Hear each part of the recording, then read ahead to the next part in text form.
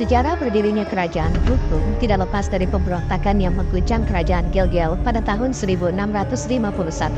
Saat itu, Gusti Agung Maruti, Patih Gelgel yang Prana, memimpin pemberontakan yang berhasil merebut tahta kerajaan. Selamat datang di saluran YouTube. Saya harap Anda dalam keadaan baik dan siap untuk menyelami sejarah yang terjadi di masa lalu yang menarik bersama kami. Di sini, kami akan menjelajahi berbagai topik sejarah dan berbagi kisah-kisah sejarah yang luar biasa. Jangan ragu untuk berinteraksi melalui kolom komentar dan jangan lupa untuk tekan tombol subscribe agar tetap terhubung dengan konten-konten menarik di masa mendatang. Mari kita mulai petualangan ini dan saya harap Anda menikmati setiap momennya. Di tengah gemerlapnya sejarah Bali yang kaya dan penuh warna, ada satu kerajaan yang berdiri tegak sebagai penerus dari kerajaan Gelgel yang pernah mendominasi Pulau Dewata ini. Kerajaan Klungkung, demikianlah namanya, dan dalam sejarahnya yang cemerlang ini, ia telah menyulap dirinya menjadi pusat kekuasaan yang tak tertandingi. Pada tahun 1668, Dewa Agung Jambe, tokoh yang berani dan berjiwa pemberani, mendirikan kerajaan Klungkung di bagian tenggara Pulau Bali yang indah. Maka dimulailah babak baru dalam sejarah pulau ini, dengan Klungkung sebagai bintang utamanya. Rajanya, dengan bangga dan pantas, memakai gelar Dewa Agung. Gelar ini adalah sebuah pengakuan akan kedaulatan dan kebesaran yang tak terbantahkan, menjadikannya sebagai yang tertinggi di antara para penguasa di Bali. Dewa Agung bukanlah hanya seorang raja, melainkan juga seorang dewa di mata rakyatnya. Namun, jalan kejayaan tidak pernah datang dengan mudah. Kerajaan Klungkung terlibat dalam beberapa pertempuran sengit dengan penjajah Belanda selama berabad-abad. Ini adalah periode bersejarah di mana kerajaan itu harus membuktikan keberaniannya dan keteguhan hatinya. Sejarah berdirinya kerajaan Klungkung tidak lepas dari pemberontakan yang mengguncang kerajaan Gelgel pada tahun 1651. Saat itu, Gusti Agung Maruti, Patih Gelgel yang berani, memimpin pemberontakan yang berhasil merebut tahta kerajaan. Pada saat yang sama, Dewa Agung Jambe, putra dari raja sebelumnya, melarikan diri ke Semarapura di Klungkung. Di tengah kekacauan ini, wilayah bawahan Gelgel yang sebelumnya tunduk, seperti Badung, Bangli, Buleleng, Gianyar, Jembrana, Karangasem, Mengwi, dan Tabanan, memutuskan untuk melepaskan diri dan membentuk pemerintahan mereka sendiri. Namun, pada tahun 1686, Dewa Agung Jambe dengan gagah berani berhasil merebut kembali tahtanya dari Gusti Agung Maruti, dan dengan kemenangan ini, pusat pemerintahan kerajaan dipindahkan ke Istana Semarapura di Klungkung, tempat Dewa Agung Jambe telah bersembunyi. Peristiwa ini menandai akhir dari kerajaan Gelgel yang pernah mendominasi Bali dan dimulainya kekuasaan yang tak tertandingi dari kerajaan Klungkung. Kerajaan Klungkung adalah cerminan kekuatan, keberanian, dan tekad untuk mempertahankan identitas dan budaya Bali. Seiring berjalannya waktu, kerajaan ini akan terus dikenang sebagai bagian penting dari sejarah pulau yang indah ini, tempat kebesaran dan kehormatan selalu bersinar terang. Dalam alur sejarah Bali yang tak terlupakan, kerajaan Klungkung memainkan peran kunci dalam menjalin hubungan dengan perusahaan dagang Belanda.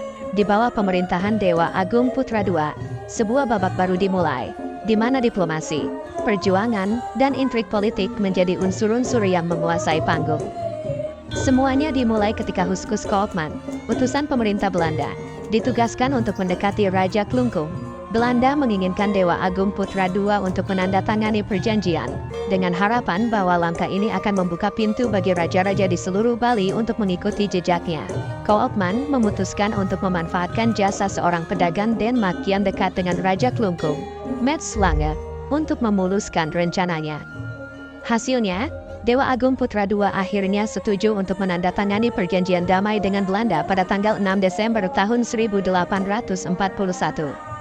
Namun, pada tahun 1843, perjanjian ini diperbarui, dan Belanda mulai mengurangi kedaulatan kerajaan Klungkung.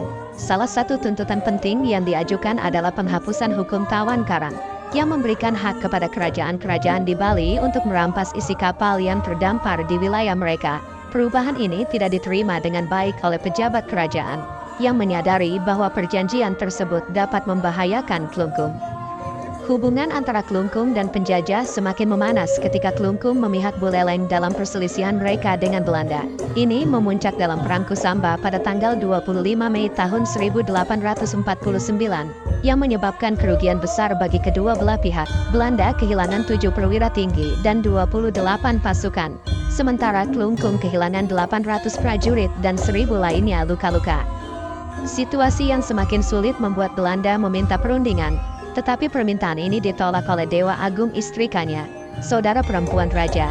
Namun, Mats Lange kembali berperan penting dalam membantu Belanda membujuk Raja Kesiman dari Badung untuk meyakinkan Dewa Agung Putra II agar mengakhiri perang dengan damai. Berkat diplomasi ulung mereka, Raja Klungkung akhirnya menandatangani perjanjian damai pada bulan Juli tahun 1849. Setelah perjanjian itu, kedudukan Dewa Agung Putra II dan Kerajaan Klungkung seperti kerajaan-kerajaan lain di Bali berada di bawah pemerintahan kolonial Belanda. 1 tahun kemudian, raja tersebut meninggal dan digantikan oleh putranya, Dewa Agung Putra III, yang memiliki ambisi untuk membangkitkan kekuasaan leluhurnya. Namun, sebelum ambisinya bisa terpenuhi, Dewa Agung Putra III meninggal pada tahun 1903, dan tahta kerajaan jatuh ke tangan putranya, Dewa Agung Jambe II. Tetapi, Dewa Agung Jambe II memiliki pendekatan yang berbeda. Ia dikenal sebagai seorang raja yang lebih lunak dan lebih suka menghindari konfrontasi dengan Belanda. Akibatnya, setelah puputan Badung pada tahun 1906, Belanda menekan kerajaan Klungkung untuk menandatangani perjanjian baru. Dengan perubahan ini, perjalanan panjang dan penuh liku-liku kerajaan Klungkung di bawah pengaruh Belanda terus berlanjut. Tahun 1908 adalah masa yang mendalam dalam sejarah kerajaan Klungkung di Bali, ketika perjuangan mereka untuk menjaga kedaulatan dan martabat berujung pada peristiwa yang penuh pengorbanan. Puputan Klungkung, sebuah babak heroik yang akan dikenang selamanya, menjadi peristiwa berdarah yang menghantarkan Klungkung ke dalam genggaman tangan pemerintah kolonial Belanda. Sebelum pecahnya puputan Klungkung, perlawanan terhadap tindakan sewenang-wenang pemerintah kolonial Belanda telah tumbuh subur. Patroli keamanan yang dilakukan oleh Belanda di wilayah Klungkung dianggap sebagai pelanggaran terhadap kedaulatan kerajaan. Namun, titik puncak ketegangan terjadi ketika Belanda melakukan patroli di desa Gelgel, memicu kemarahan warga dan pembesar kerajaan Klungkung. Penyerangan terhadap patroli Belanda terjadi sebagai bentuk protes dan perlawanan terhadap pelanggaran terhadap kedaulatan mereka. Pada saat itu, 10 serdadu kolonial tewas dalam serangan ini, termasuk Letnan Harmeker, pemimpin mereka.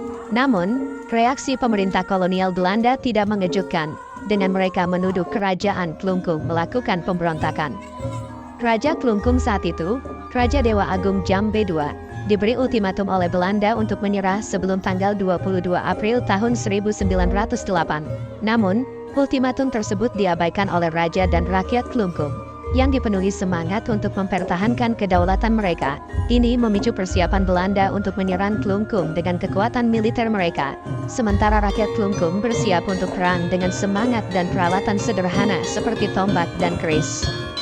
Pada tanggal 21 April tahun 1908, pasukan Klungkung menghadapi kekalahan telak oleh pasukan Belanda, meskipun mereka tetap bertahan dengan gagah berani. Setelah 6 hari pengepungan, pasukan tambahan Belanda dari Batavia datang untuk membantu dan terus menyerang Klungkung. Pasukan tambahan ini akhirnya berhasil mengepung Istana Samarapura pada tanggal 27 April tahun 1908. Perang yang mencekam ini mengakibatkan kematian beberapa tokoh besar kerajaan Klungkung, termasuk Cokorda Gelgel, Dewa Agung Gede Semarabawa, Dewa Agung Muter, dan putra mahkota kerajaan. Dalam keadaan semakin genting, Raja Dewa Agung Jambe II akhirnya memimpin serangan terakhirnya terhadap Belanda bersama sekitar 3.000 prajuritnya. Sayangnya, Raja Dewa Agung Jambe II gugur di medan perang pada tanggal 28 April tahun 1908. Gugurnya raja adalah simbol jatuhnya kerajaan Klungkung ke dalam cengkeraman Belanda. Setelah itu, Belanda bahkan membakar istana Klungkung sebagai tanda penaklukan mereka. Pada bulan Oktober tahun 1908, istana tersebut dibangun kembali, dan Klungkung menjadi daerah suap raja, seperti Gianyar dan Karanasem. Meskipun kerajaan Klungkung telah jatuh, peristiwa puputan Klungkung akan selalu dikenang sebagai simbol perjuangan yang menginspirasi dan semangat untuk mempertahankan kedaulatan dan martabat dalam menghadapi segala rintangan. Terima kasih telah menonton video kami di saluran YouTube. Kami harap Anda menikmati cerita sejarah yang kami bagikan. Jangan lupa untuk selalu mendukung saluran kami dan aktifkan pemberitahuan agar tidak ketinggalan video menarik lainnya. Sampai jumpa di petualangan kisah-kisah sejarah selanjutnya. Salam pecinta sejarah.